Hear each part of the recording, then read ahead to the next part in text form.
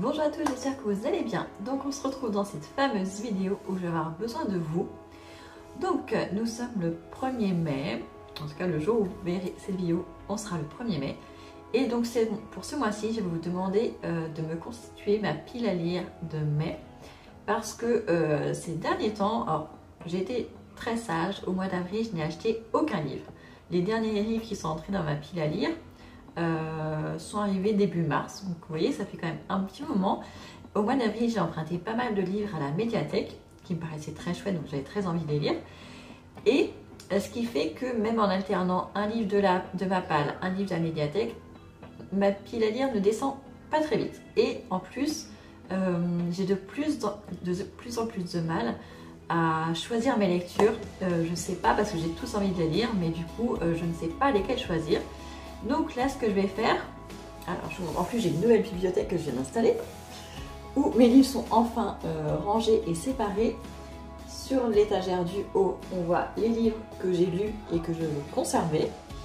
Vous voyez, il n'y en a vraiment pas beaucoup. Là sont mes carnets. Là, on a ma pile à lire. Donc même là, j'ai même pas assez de place. En fait, du coup, j'ai dû m'agouiller un peu.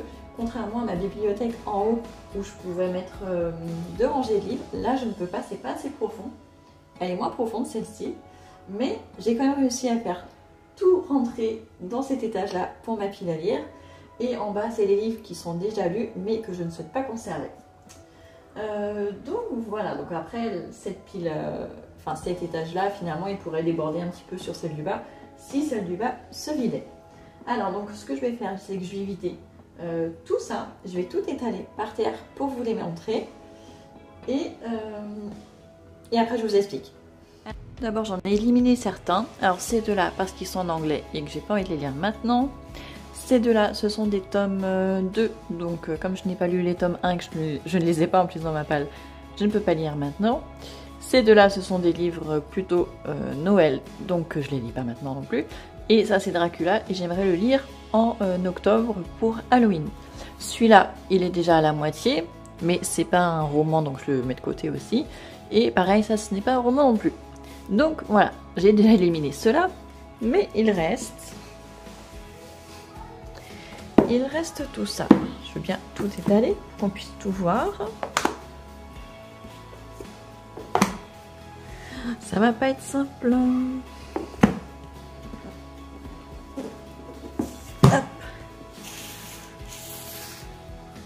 Alors, est-ce que je vais réussir à tout vous montrer?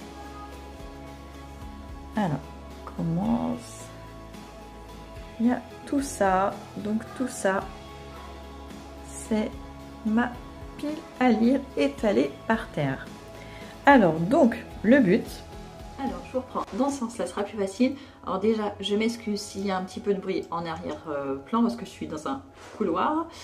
J'ai mes 2 petits garçons qui sont à la maison aujourd'hui parce qu'ils sont malades. Donc ça risque de faire du bruit, je m'en excuse tout d'abord. Donc maintenant que j'ai tout étalé, mes livres au sol, il y en a une trentaine avec ceux que j'ai éliminés, on doit être autour de 30. Donc ça va être à vous maintenant de jouer. Je vais vous montrer chaque livre et en fait ce que je vous demande à chacun d'entre vous, c'est de me sélectionner 5 livres. Chacun d'entre vous devra me noter 5 livres qu'il souhaite que je lise. Si vous les avez déjà lus, que vous les avez aimés, pourquoi pas me les recommander. Ou si vous aimez la couverture, je ne sais pas. Peu importe vos choix. Mais à vous de me mettre en commentaire les 5 livres que vous me recommandez pour ce mois-ci. Et à la fin, je noterai toutes les idées que vous avez eues. Et les 5 qui seront le plus revenus seront ceux que je mettrai dans ma pile à lire du mois de mai. J'en mets que 5 parce que je pense que je vais retourner à la médiathèque et il y a des chances qu'il y ait encore des livres qui me plaisent. Donc comme ça complétera. Je suis entre 8 et 12 livres par mois en général. Donc voilà, si j'en sélectionne 5, ça me laisse libre d'en lire d'autres après à la fin si j'ai fini ces 5 livres-là. Et ça me laisse aussi de la place si je veux lire des livres de la médiathèque. Donc on va se retourner et je vais vous montrer les livres un par un. Par contre, je ne vous lirai pas le résumé parce que moi je ne lis pas les résumés avant de lire les livres, donc ça risque de me spoiler. Donc je vous montre juste la première de couverture avec le titre et l'auteur. Et donc si vous voulez chercher des résumés, par contre ça sera de votre côté parce que moi je ne souhaite pas les lire. Alors on va commencer en haut à gauche. Alors là j'ai 3 livres de Franck Tillier, donc on va les regrouper en un seul, voilà, ils comptent pour un seul, sachant que c'est la même saga, mais j'ai pas tous les tomes, mais c'est pas grave, après je chercherai l'ordre et puis je lirai le plus ancien des 3 si vous le choisissez. Donc là on a une saga de Franck Tillier, donc le syndrome E, Atom K et Gattaca. Ensuite j'ai un Christian Signol, Les amandiers fleurissés rouges. Je l'ai acheté il n'y a pas très longtemps, enfin en tout cas en 2024. Voilà, voilà. Ensuite, j'ai un livre sur les Templiers, Le Testament des Templiers, la 10e chambre de Glenn Cooper. Ensuite, j'ai Dans la ville d'or et d'argent. C'est un roman de Kenizé Mourad. Celui-ci, je l'avais choisi pour sa couverture que je trouve magnifique. Même le titre et le nom de l'auteur sont un petit peu dorés, donc dans les mêmes teintes que la couverture. Ensuite, j'ai ce vieux livre rafistolé, La forêt des mânes de Jean-Christophe Granger.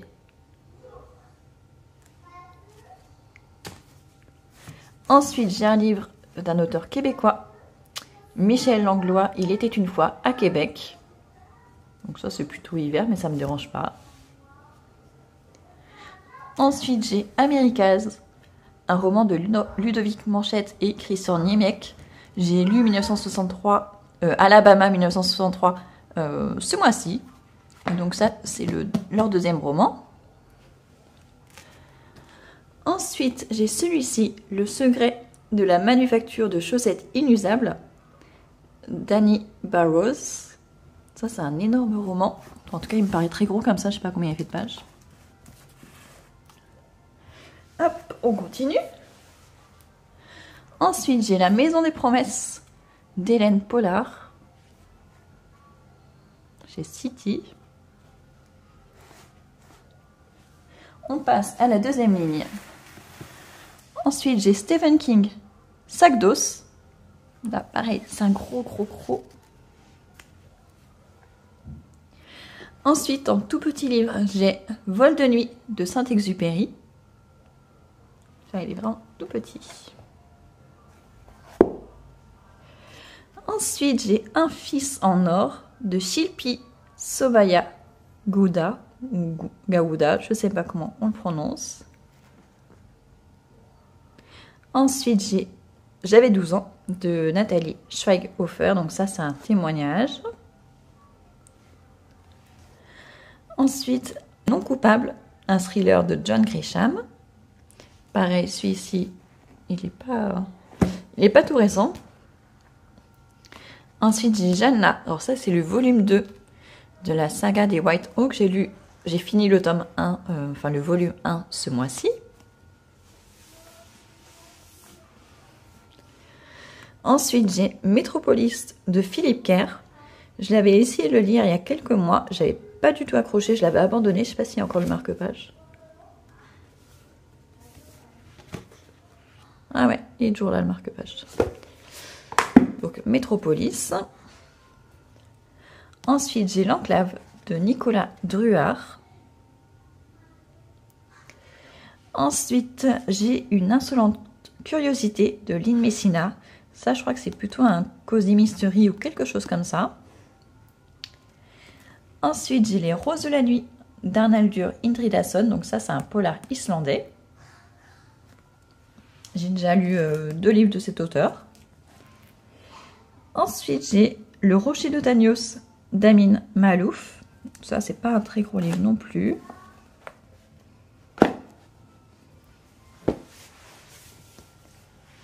Ensuite, j'ai Max de Sarah Cohen-Scully. Donc ça, c'est un livre jeunesse normalement. Mais quand je l'ai acheté, je ne le savais pas. Je l'ai découvert après. Un petit indice sur l'histoire. Ensuite, j'ai La ferme du bout du monde de Sarah Vaughan. Ça, c'est un service presse que j'ai reçu très récemment. Nos silences sont immenses de Sarah Kula.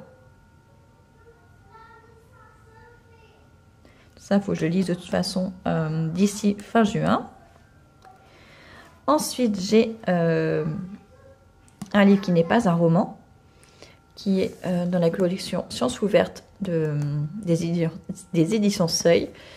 Mal de terre d'Hubert Reeves avec Frédéric Lenoir. Un autre livre qui n'est pas un roman, L'avenir climatique, quel temps ferons-nous de Jean-Marc Jancovici. Ensuite, on a Je la trouvais plutôt jolie de Michel Bussy. Donc ça, si je ne me trompe pas, c'est un thriller. Ne pleure pas ma belle de Mary Higgins Clark. Celui-là, je l'ai depuis très longtemps, enfin depuis début 2023, je crois. J'ai toujours pas sauté le pas. J'ai lu un livre de sa fille, mais toujours pas d'elle. Et les deux derniers, La ligne noire de Jean-Christophe Granger. Je l'aurais pu le mettre avec l'autre. Bon, c'est pas grave. Donc un thriller également. Pas récent non plus, lui aussi, il est scotché. Et enfin, j'ai le journal d'Anne Frank. Donc voilà. Donc ça en fait combien? Ça en fait.